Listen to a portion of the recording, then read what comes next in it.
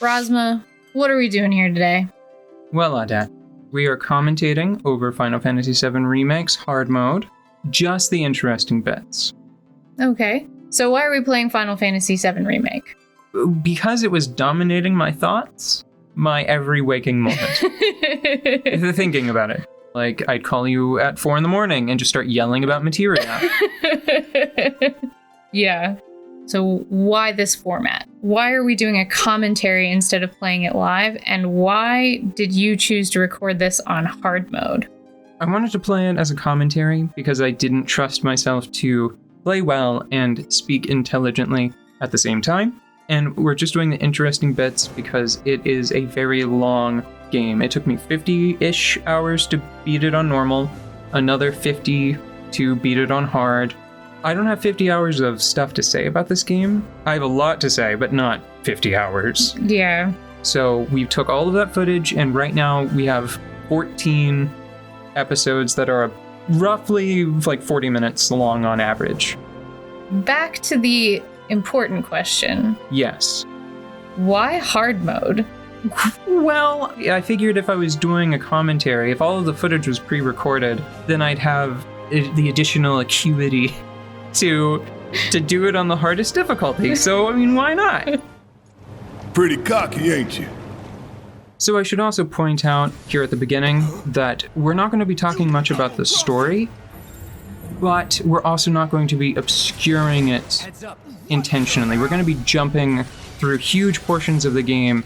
There is the expectation that you're already familiar with this game, that you're not worried about spoilers. Yeah. You'll just be able to, even if we only showed you all of the bosses, it's reasonable that you could infer a lot of what was going on just by the presence of certain figures, you know? Where are we in the game right now? Scorpion Sentinel is the first boss. I skipped over the entire rest of the first chapter because I decided that it just wasn't interesting enough to include. Is it already more difficult? Are there already like differences that are popping up from being in hard mode as opposed to the first run through of the game? Yes.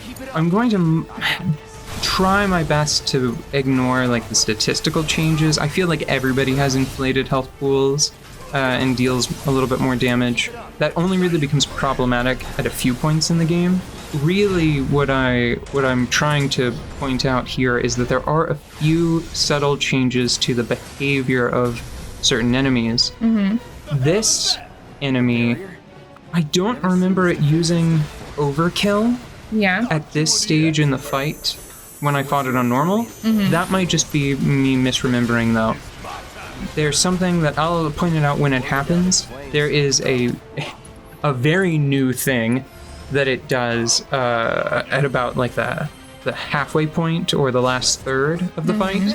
For right now, I just want to talk more generally about the game. I feel like this is going to sound harsh, but I want to say I don't know if the game ever really gets any better than this first boss battle. Okay. And that's not a knock against the rest of the game. I think it's just a really strong opening. I feel like there's enough going on to be challenging. It's a dynamic battle that does an excellent job of integrating the mid-battle cutscenes with the gameplay. Yeah, this really flows very well. Right now, it's still sort of like a limited format, you know? And it's a really satisfying battle because of that. Everything that happens here, it's pretty satisfying, right? Yeah. It's like the pressuring the enemy with focus thrust and focus shot, wailing on it for a while it's in that really satisfying, like, downed state. So I am assuming that people have at least, ideally, they've at least beaten the game on normal. They should have some familiarity with the game, but just in case, I should probably describe some of the core of this game. In general, the flow of combat, you essentially play a little bit of an action game to be rewarded with the opportunity to play an RPG, like a menu-based RPG for a few seconds. Okay. Yeah. So if you see in the lower right-hand corner, there's the ATB meter. What you do is you use basic attacks to fill those segments, and then you expend them on special techniques. And here I want to take a second to point this out. I don't think it did this at any point in normal mode. It uses its tail laser consecutively. Oh. Yeah, so it does it once, and then it immediately does it again, and that nearly got me the first time it did it. Yeah. Like, when the camera panned back out, I, switched to Cloud and just started rolling. In this battle, the main thing you really see me doing is using a lot of focus thrust with Cloud to build up the boss's stagger gauge. Mm-hmm. And then Barret, if he gets excessive ATB, might throw in a focus shot or maximum fury. Mm-hmm.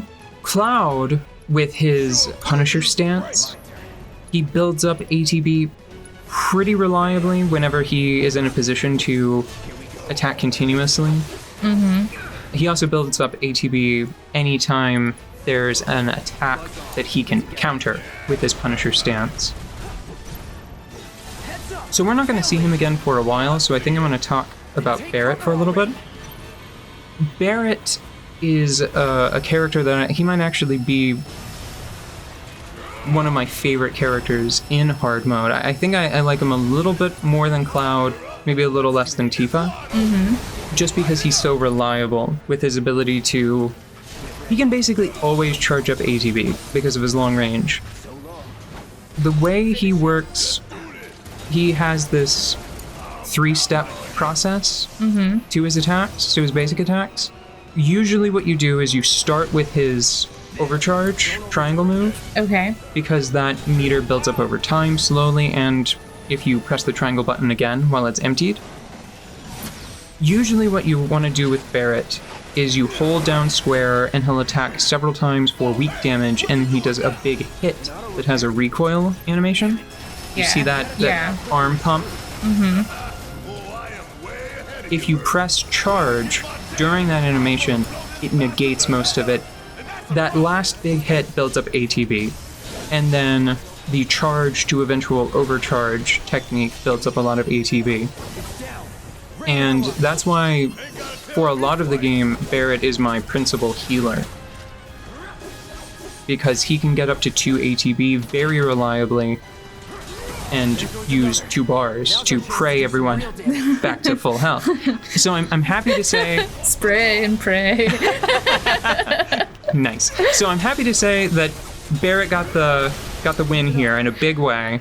Yeah. I'm incredibly satisfied with the ending to this first battle, especially because we're not going to see Barret for a while.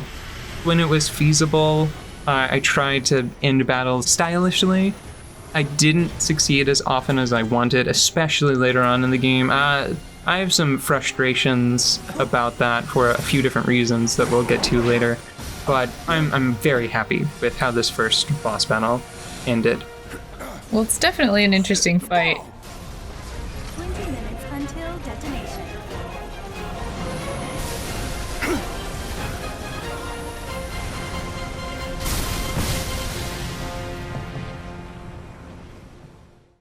It's as good a time as any to introduce one of the most enduring, difficult elements of hard mode. Always. Okay. It sounds like a joke, but I'm being dead serious. There's a lot of content in hard mode that you can't skip. I should explain a little bit about hard mode, I think. To unlock hard mode, you have to have beaten normal mode. You could hypothetically get someone else's save data, or, you could get on this PS4 and you could start playing in hard mode. Yeah. I don't know why you would want to, and it's definitely not the developer's intention, but you could. But that's the kind of nonsense you'd have to get up to. So the intent is that you have played this game at least once on normal. Right, so you're familiar with the story. You've cracked open the game and you've sucked out all of the story juice. Okay. So the fact that you can't skip what are effectively cutscenes, there's no player expression, there's no player input in this hallway, or in this scene here, essentially it's a railroad. Okay, wait, so this is unskippable? This is unskippable. You can see in a couple of seconds, I'm going to go into the menu, and if I missed it, that's on me, but I tried my best to figure out how to skip these scenes, and I would be frustrated if there's some kind of button combination you can press. You just scream at the controller. You scream at it really loud, press all the buttons, just no! You just pound your forehead against the trackpad. Yeah. Right after that, it launches into an honest-to-goodness cutscene. You can skip that. Okay. But you can't skip the cutscene adjacent content. That does feel like a really weird distinction. Yeah, I feel like they could have done more to enhance this New Game Plus, Chapter Select, Hard Mode experience.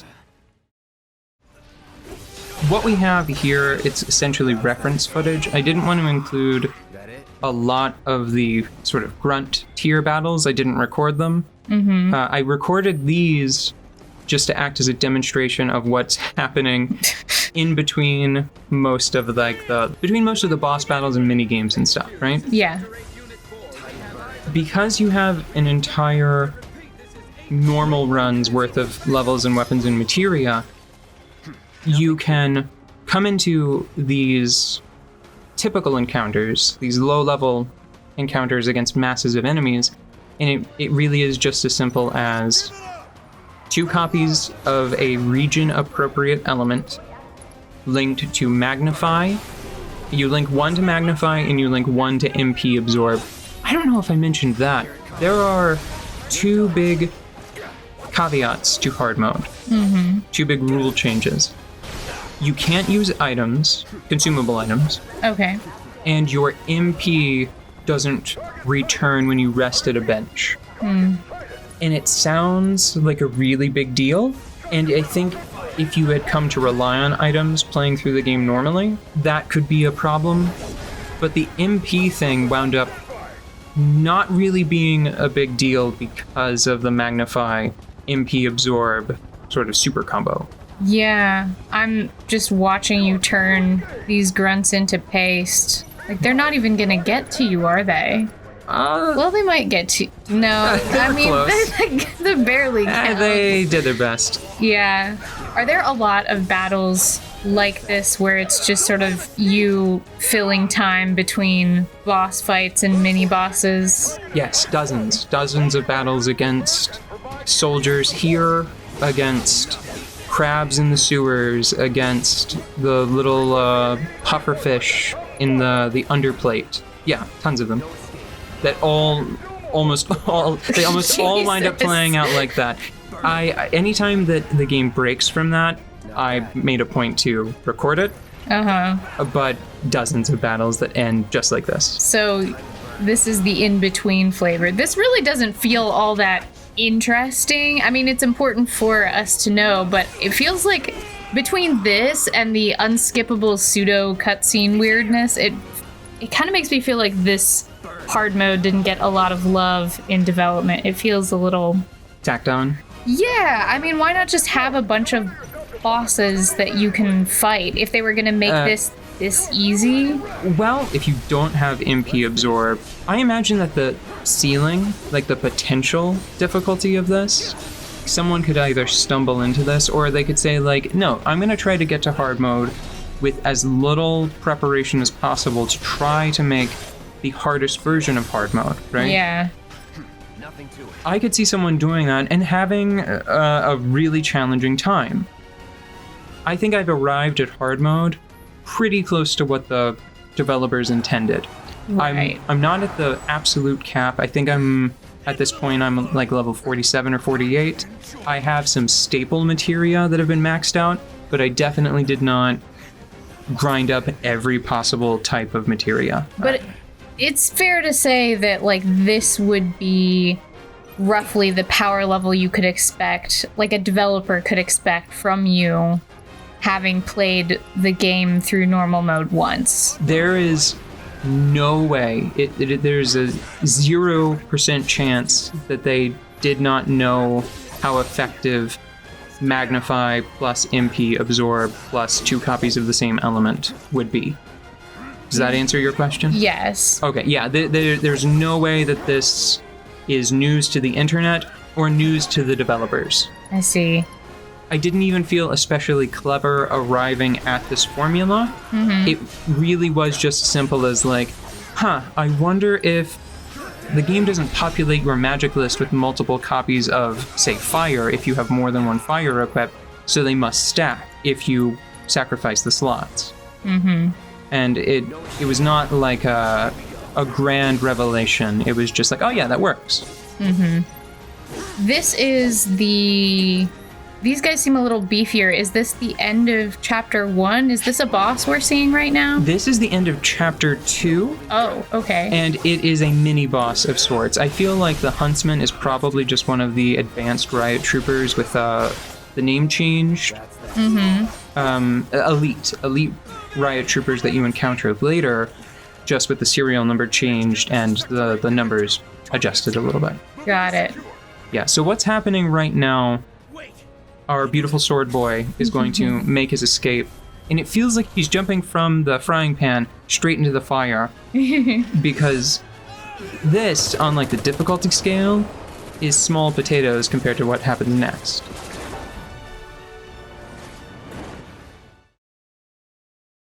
Hello.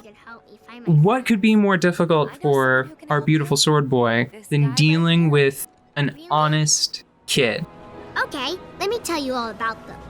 They have long arms and legs, and they're a little skinny. They like places where there's food, and nice people will give them treats when they ask. And small spaces. Oh yeah, and they're all cats. Okay. Are these the cats? No, these are not the cats. I wanted to include that for a serious reason, but also just because I love how that quest is introduced. Betty's just a little sweetheart. Did you see her socks? I did see her socks. First off, she's great at accessorizing because she lives in the slum but still has somehow managed to color coordinate like magenta. Yeah, the scrunchy, man. Magenta and aquamarine. Betty's quest, bless her tiny heart, was not interesting the first time, and what you actually have to do, you just have to run around and find her long, snack-loving friends. Yeah. You have to find them. Cloud even says this sucks because the cats keep running away from him. It wasn't a great quest aside from the character, you know? Yeah. It wasn't great the first time, and you still have to do it on hard mode. Oh, okay. If you want to achieve certain things. Basically, if you want to give Tifa a different dressy later on in the game. Long story. We'll skip it for now. The other quests are more interesting. So you can see now we're fighting Doomrats. There is something that is interesting here because it's a rare example of a concession that they made for chapter select or hard mode. I'm not certain which. The first time through, you have to come to this spot twice. The first time it's populated with really boring rats. Then the second time you come back and it's populated with stronger, really boring rats. I see. Here, they just let me skip to the second phase. Well, that's something. But it kind of makes you question, why didn't they have a more grand plan? Why wasn't there just like a Castlevania-esque boss rush that unlocks? Gosh, yeah, that was fun. I don't normally like that sort of content.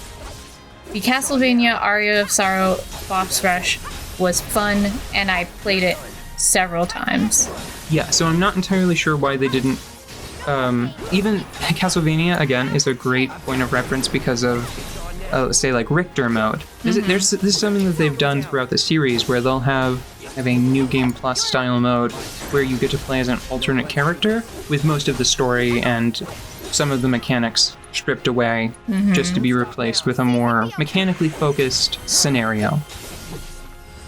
But in hard mode, what this is I think chapter 3, Okay. what it becomes is kind of a mini boss rush. A mini boss rush? Yes, it works both ways because it is short, but also they are all just mid-bosses. Okay. Because ignoring the hardest quest of them all, cats, child, the rest of them just lead to these sort of variant bosses. I see. I Yeah. tried to include most of the variants. That's what the little icon next to the name means, the little crosshair. Okay.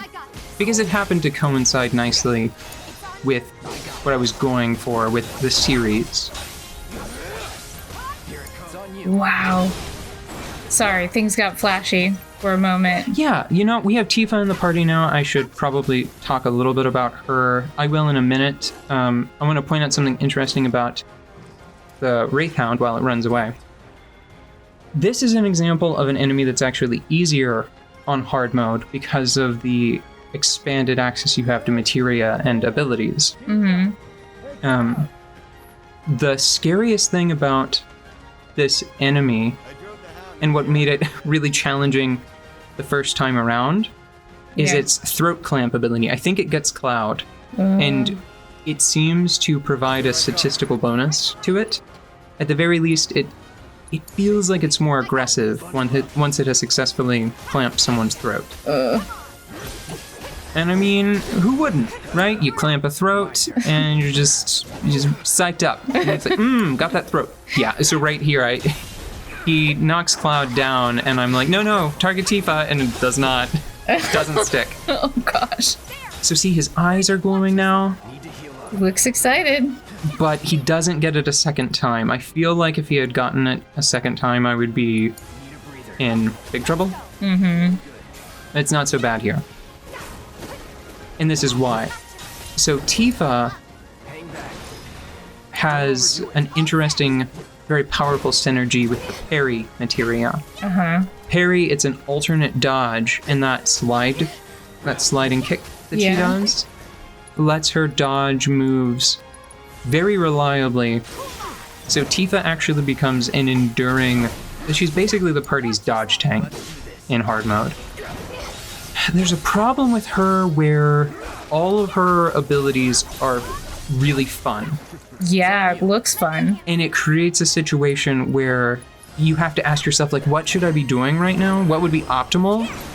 And then you just kind of go, wahoo, yay, and just start doing stuff. And before you know it, you're out of ATB, but the enemy's almost dead, so who cares? Tifa has a really important function throughout the game where she is a pro at increasing the stagger damage percentage. Yeah. That kind of has to be the focus of what she does, but all of her moves are great.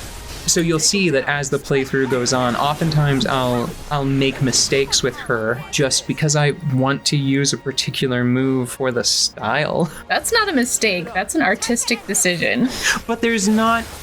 I feel like this game's hard mode has this rough, what I'm going to call like an 80% rule. Yeah. Where you have to be about 80% aligned with the designer's intention, or you're gonna start having a bad time. And sometimes with Tifa, I drop below that 80% value. So with the Doomrats and the Wrathhound defeated, there's the second to final boss of this chapter. It's another example of an enemy that's actually easier in this format, in this scenario. The Cerulean Drake, a lot of the flying enemies are just kind of a pain if you don't have Barret or Aerith in the party with their long-range attacks. Yeah. It is considerably easier here because I have access to better status ailment spells. There's a problem with Arrow and Blizzard. They both have this 2-stage delayed delivery of their damage where they hit, and then they are fixed at that point in space, and then they explode and deal most of their damage after that. Yeah. And that's really a problem with flying enemies because you can hit them with arrow, and then by the time the burst happens, they've already flown away. Now it's time for the actual boss, which is socializing. Oh no. Yeah, this is your favorite scene, I know. Let me ask you Listen. this, dear audience. Was she just incorporating oxygen into that? Is it a cocktail? It was something already in the shaker.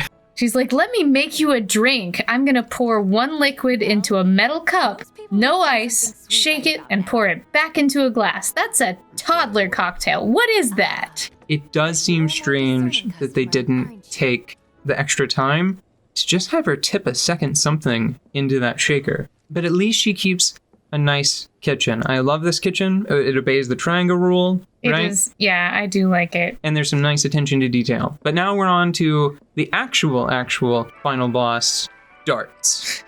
Oh, yeah. And this sounds like a joke, but this is establishing a reoccurring theme in Final Fantasy VII Remake's optional content, its mini games and its optional battles. Mm-hmm.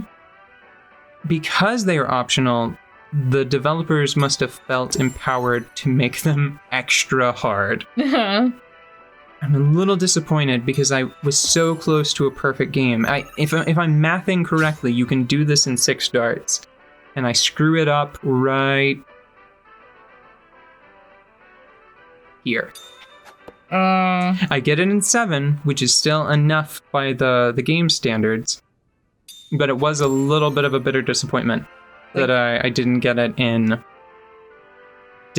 6. It was really close. I think that's going to be sort of a reoccurring theme throughout this commentary. B+, A-. Oh, you know what? Before we finish here, one little detail that I forgot to mention before, which might elevate it to like that flat A. Yeah. No revives. Really? Yeah, no revives. I mean, like, I definitely had people get KO'd, but I played every battle until I got through it without having to revive anyone. I think there's a clip we need to play here. Pretty cocky, ain't you? Tomorrow is the start of Chapter 4, which means bikes. Who doesn't love bikes? I don't not love bikes. We're playing on hard mode. You're not going to like the bikes. Oh.